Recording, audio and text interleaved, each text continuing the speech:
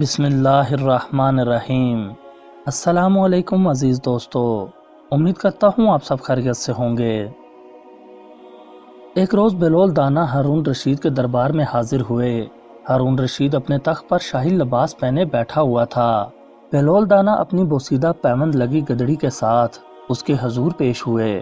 ہارون نے بلول دانا کو دیکھا اور بولا، بہلول تو بہت ہوشیار بنتا ہے، لیکن ہمیں پتہ چلا ہے کہ تو حکومت کے باغی امام موسیٰ بن جعفر کے دوستداروں میں سے ہے۔ انہی کی حکم پر تو دیوانہ بنا ہوا ہے تاکہ عوام کو ان کی طرف متوجہ کر کے ہماری حکومت کا تختہ الٹ دے۔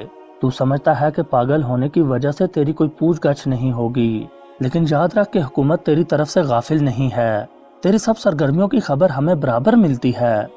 یہ سن کر بلول دانا بولے، ظاہر ہے کہ تمہارے نمک حلال شکاری کتے صحیح اطلاع ہی لے کر آئے ہوں گے، تو اب خلیفہ مجھ سے کیسا سلوک کریں گے؟ بڑے دربار میں مذاق اڑانے پر ہارون کو اور طیش آیا۔ تمہیں ایسا سبق سکھایا جائے گا کہ تم دوسروں کے لیے نمونہ عبرت بن جاؤ گے۔ اس نے غصے سے کہا اور اپنے غلام کو پکارا، مسرور لے جاؤ اس گستاخ کو، اس کے کپڑے اتار لو اور اس پر گدھے کا پلان ڈال دو، اس کے منہ میں لگام دو، اسے محل اور حرم سرا میں پھراؤ اور اس کے بعد میرے سامنے اس کا سر پرغرور اڑا دو۔ دربار میں سناٹا چھا گیا۔ درباری ہیبت شاہی سے کام گئے، لیکن بلول دانا کھڑے مسکراتے رہے۔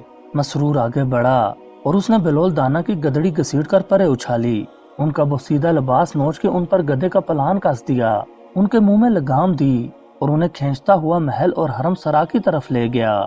شاہی درباروں اور محل سراؤں میں انسانیت کی تذلیل روز کا معمول ہے۔ محل اور حرم سرا کے مکین انسانیت کی اس توہین کو تماشے کی طرح دیکھتے رہے۔ کسی نے سوچا کہ بلول دانا تو دیوانے ہیں، اس لیے سزا کے مستحق نہیں، لیکن جان کے خوف نے زبانوں کو بند کر رکھا تھا، کوئی کچھ نہ کہہ سکا۔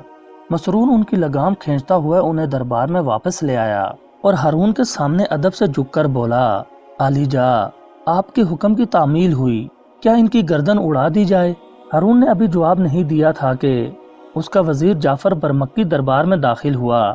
اس نے حیرت سے بلول دانا کی یہ حالت دیکھی اور بولا، بہلول خیریت تو ہے؟ ایسا کیا قصور ہو گیا تم سے جو یہ حالت بنی ہے؟ بلول دانا ہنسے اور بولے، یہ تو کچھ بھی نہیں، ابھی تو میری گردن بھی ماری جائے گی، مگر کس جرم میں؟ جعفر برمکی نے پوچھا۔ میں نے ایک سچی بات کہہ دی تھی جس کے انعام میں خلیفہ نے مجھے یہ خلت فاخرہ عطا کی ہے اور جامع مرگ میرا انتظار کر رہا ہے۔ ہارون کو بے ساختہ ہنسی آ گئی۔ خلیفہ کو ہنستے دیکھ کر درباری اور جعفر برمکی جو اپنی ہنسی ضبط کر رہے تھے وہ بھی ہنس پڑے۔ ہارون کا غصہ کافور ہو گیا اور اس نے شاہی حکم جاری کیا، جیسی بہلول نے کہی ہے اسے ویسے ہی خلت فاخرہ عطا کی جائے۔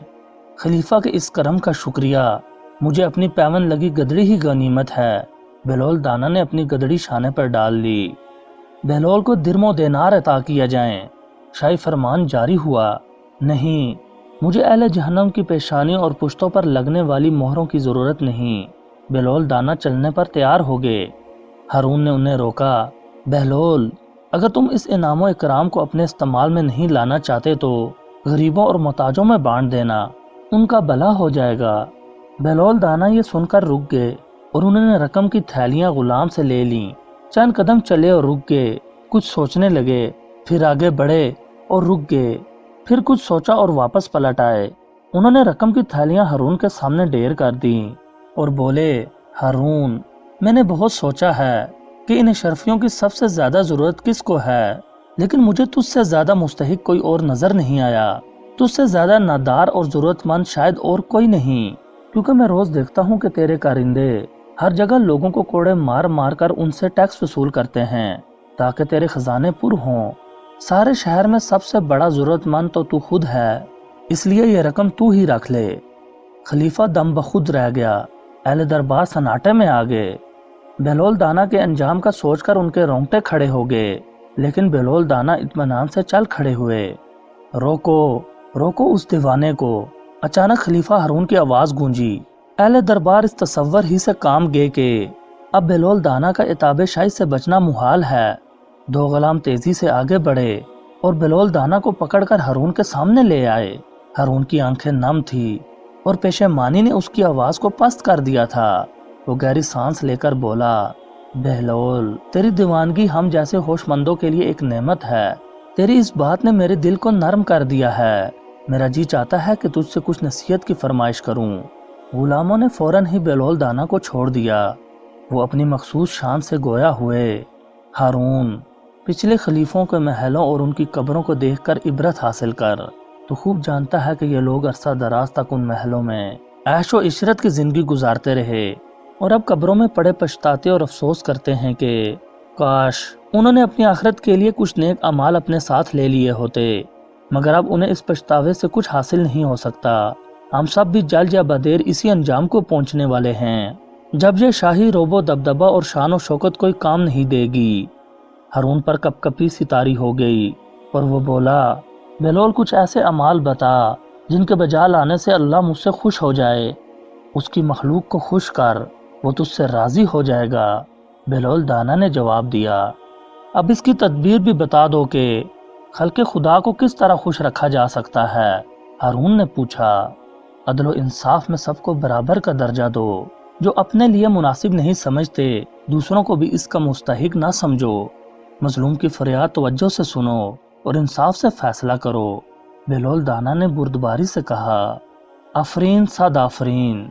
बहलोल, मरहबा, तुमने कैसी हक बात कही है। हारून ने तौसीफी लहजे में कहा।